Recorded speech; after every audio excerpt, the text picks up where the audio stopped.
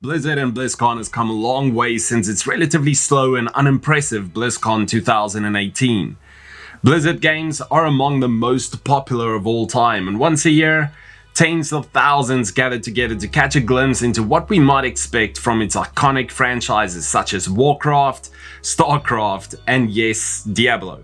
BlizzCon 2019 was epic, and Blizzard bounced back as they created plenty of excitement with game reveals like Overwatch 2, World of Warcraft, Shadowlands, and the highly anticipated Diablo IV. On this Cybercom special, we wanted to take a quick look at the history of Diablo and the gaming company that helped start it all, Blizzard. We're honestly excited for Diablo IV, wanted to take this opportunity to look back and reflect and share a gaming series that not only cemented Blizzard's legacy, but one that also revolutionized action role-playing games. All and much more, this is Cybercom Gaming.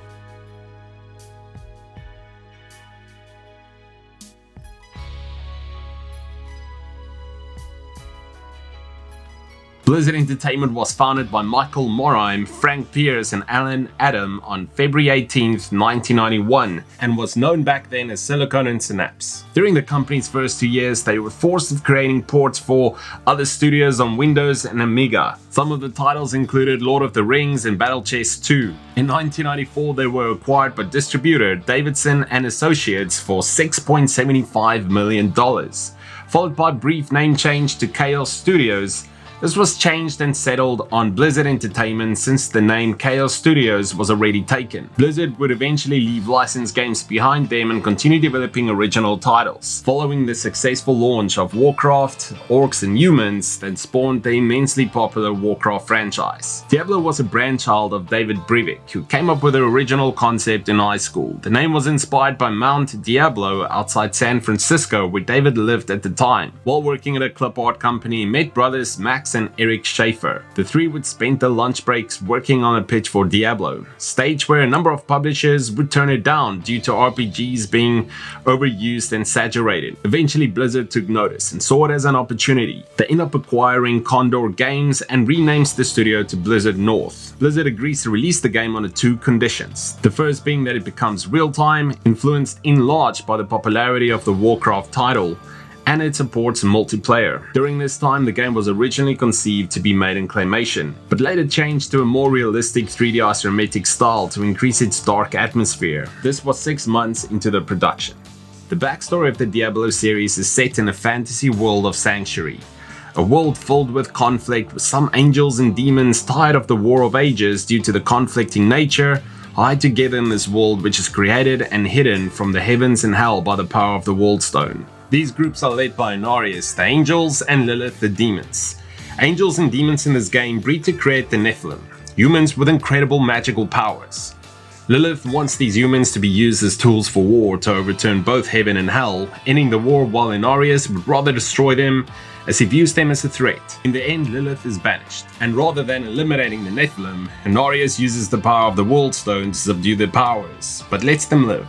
Heaven and Hell eventually detects and gains entrance to Sanctuary. The main goal of both in the current story arc is to gain control of the Nephilim and unleash their powers on the opposing faction. Diablo, together with his two brothers, Mephisto and Baal, are considered the three prime evils. But they're banished to Sanctuary, an immunity of the lesser evils, but trapped in Soulstones by the Horadrim, an elite group of mages amongst the Nephilim. Diablo's Soulstone possesses a bunch of people, but ultimately leads to his freedom. Once freed, he then frees his brothers, Mephisto and Baal. The series focuses on the battle between the humans living on Sanctuary and the Prime Evils, demons who are led by Diablo, the series' chief antagonist.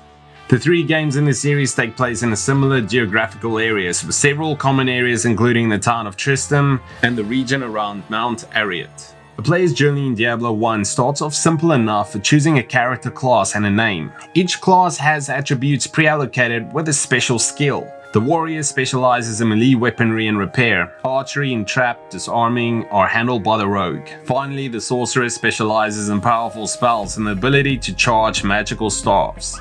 Further abilities, however, are not locked into your class selection. New skills and spells are acquired by finding or buying arcane tomes and can be learned by any class. as long as they have acquired attributes. Classes also have assigned speed of attack, casting and blocking, but great depth and customization wouldn't come until Diablo II. The first game is based on the premise of war between heaven and hell, the town of Tristan, which is under attack by demons, and it's up to you to save the town.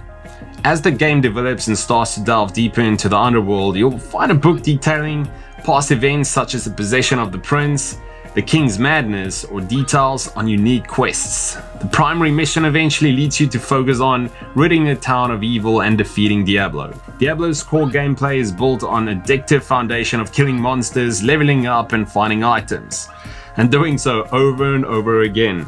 The gameplay loop becomes so popular that it spawned an entire subgenre known as Diablo clones. Killing monsters is simple: left click to attack, right click to use spells, and press the numbered keys to consume potions in the hotbar. Monsters comes in various shapes and forms, including color palette swaps, and occasionally you'll also encounter unique friends that come with special abilities and resistances.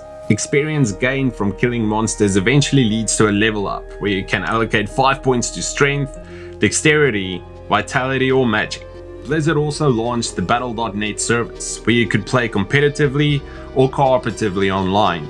The big downside was the rampant cheating, as Blizzard did not police hacks and exploit much. This alienated some of the online play, so the company was way more fiercer in enforcing anti-cheating measures on future titles. Diablo also saw an expansion called Hellfire. It brought some welcome features like the ability to move faster in town. Oddly, Hellfire was not developed by the same team or even company, so it lacked that consistent quality as the base game. Still, extra content in the way of new class, the monk, item upgrades and quests made Hellfire worthwhile for Diablo veterans, and some features would eventually work their way into Diablo 2. The first Diablo received critical acclaim, with PC Gamer calling it a nearly flawless gaming experience. Even though the game released in 1996, we're still super impressed on how well much of Diablo 1 has aged. Its pixel art includes creative designs and set the mood perfectly. The randomly generated levels, boosted with basic lighting effects, while the sound design is unbelievably good. The soundtrack is an incredible combination of haunting melodies and crazy atmospheric sound effects. And the voices, roaring enemies all sound enjoyably insane. Diablo 2 was originally set to be released in 1999 after being shown off at E3 98, but according to Eric Schaefer, the team had less than 1% of the original code from Diablo 1, having much of its content and internal coding done from scratch. The game eventually released in June of 2000 and was a commercial hit with 184,000 units sold in its debut day and over 1 million copies after 2 weeks globally. From its release, Blizzard truly became one of the most beloved developer in PC gaming, an action RPG that personified addiction and kept players talking about the ladder ranking for years. The story of Diablo 2, well, it takes place soon after the events of the first one, where Diablo was defeated by a mortal hero. This hero eventually becomes the Dark Wanderer, after which he decides to drive the Soul Stone of Diablo into his own head in an attempt to contain Diablo in his own body. After losing total control, he unleashes darkness upon a tavern. Marius, the opening cinematic narrator in Diablo 2, is the only survivor who witnesses and follows the fallen hero. The game lets you play with a new character in Hero who follows the wake of destruction, chasing the Dark Wanderer, whereby which the story is further revealed through 4 different acts, which sees the hero facing Durel, the Maggot King, Andorel, the Maiden of Anguish, Mephisto, Diablo's brother, and ultimately Diablo. The expansion pack Lord of Destruction picks up where Diablo 2 leaves off, by having the character fight Diablo's brother, Baal. Diablo 2 retained Diablo's randomly generated levels, monsters and treasure, which of course allowed the better replay potential, but also served to make each player's game his or her own. Players felt in ownership of their own game experience, in which they generated a unique story. It's enjoyable to tell friends about what you've just done in a game, knowing for sure that they've not done the same thing. Diablo 2 reshaped the genre so thoroughly that all modern games that call themselves action RPGs owe a debt to it. and its influence is felt for good and for ill in game design. Development for Diablo III started in 2001. 2 years later, in 2003, David Brivik and his team famously split from Blizzard Entertainment to pursue other ventures, a sure void that was felt in the main series. But development continued on, and the title was finally announced on June 28, 2008 at the Blizzard Worldwide Invitational in Paris. This sparked much excitement from Diablo fans and the community. In Diablo 3, the story picks up 20 years later since the destruction of the World Stone, and Deckard Cain believes the remaining Lords of Hell, Asmodin and Belial, are plotting to bring about the end of days. Star has fallen on the Tristan Cathedral, the former resting place of Diablo. Whisperings among mystics of something called the Black Soulstone are beginning to circulate, and with Tyrell gone, the heavenly forces of the game may judge Sanctuary too dangerous to continue existing.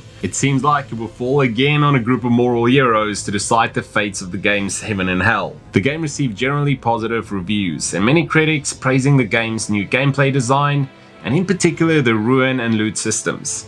Diablo III in addition broke several pre-sales records and became the most pre-ordered PC game to date on Amazon. At Gamescom 2013, Diablo III Reaper of Soul was announced, the first expansion pack for the game, which was released in March 2014 for the PC and in August for the PlayStation 3, 4, Xbox 360 and Xbox One. It was also eventually ported over for the Nintendo Switch in November of 2018. The story evolves around a new bad guy who announces himself as the Angel of Death, or Mathael to his friends. He's fed up with the war between the angels and demons and sets out to wipe out humanity in order to make sure that both sides have nothing to fight about. To us, he was a good villain and a welcome relief that Diablo wasn't the final boss again. In terms of features, Reaper of Souls sticks pretty close to its usual expansion template, with new character class called the Crusader, a raise in the level cap from 60 to 70, and a new artisan to customize your weapons and armor. There's also a range of new items, skills, runes, and abilities to learn, including a 4th slot for passive skills when you hit level 70. There wasn't disappointment with the end of the story though, as most players felt like the studio was perhaps setting up another expansion. Sadly, this project was later abandoned by Blizzard as the developers predominantly moved over to the World of Warcraft. Following this, and in 2016, a smaller development team was tasked with working on Diablo III, Rise of the Necromancer, a downloadable pack for Diablo III, which was released on June 27, 2017. I was a fan of the Necromancer back in the old Diablo 2 days, which was also one of my main characters. So when I heard that the class was coming to Diablo 3, I was blissful.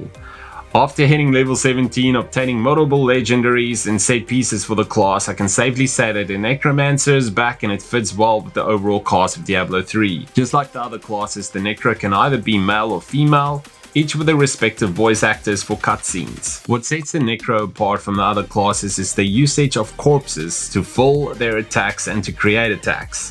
When an enemy dies, they leave behind a corpse. These can be used in numerous ways. Since the class uses essence to fuel their attacks, corpse can be consumed with the ability called Devour that can replenish essence. So killing enemies can essentially fuel the Necro for more attacks. The big Diablo announcement for BlizzCon 2018 was Diablo Immortal, a mobile game that was met with a lot of disappointment from the fanbase, was expecting the next major entry in the series. Those issues were remedied last year with the unveiling of Diablo IV, but nowhere to be seen was Diablo Immortal. While that might be good news for those who are angry about the announcements, there are still several fans who are looking forward to the game. Immortal's absence at BlizzCon was explained by developer Wyatt Cheng, who famously asked the crowd if they owned phones. Do you guys not have phones? Yeah, you guys all have phones, right? Cheng penned a Reddit post explaining what state of development Diablo Immortal is in and why it didn't make any appearance at BlizzCon 2019. Simply put, Cheng said that the reason we didn't get any information about the upcoming mobile game is that the team didn't want to take any shine away from the announcement of Diablo IV. Last year's conference was all about Diablo IV, and what we saw was highly impressive. That doesn't mean that Immortal was a complete no-show. Based on what we've seen, Diablo IV will be Lilith's full-fledged debut.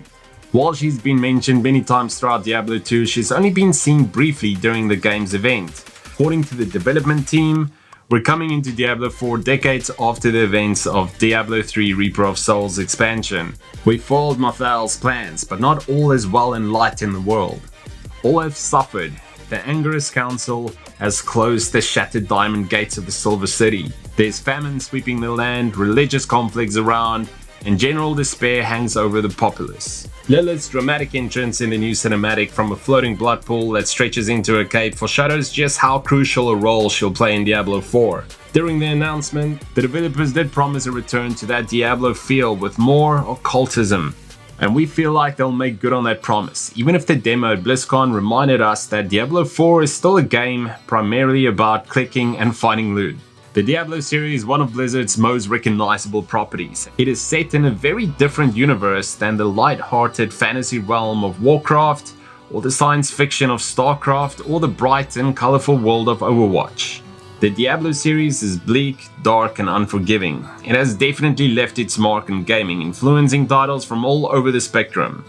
The series is something that appealed to nearly every type of gamer out there, which makes it easy to understand why it has endured for so long. I only have fond memories playing these games and remember the hours upon hours invested in Diablo 2 and 3. I'm confident that Diablo 4 will revitalize and complement the series blissfully, and believe that Blizzard truly learned a lot of lessons from BlizzCon 2018, some of which was to never take the gaming community for granted.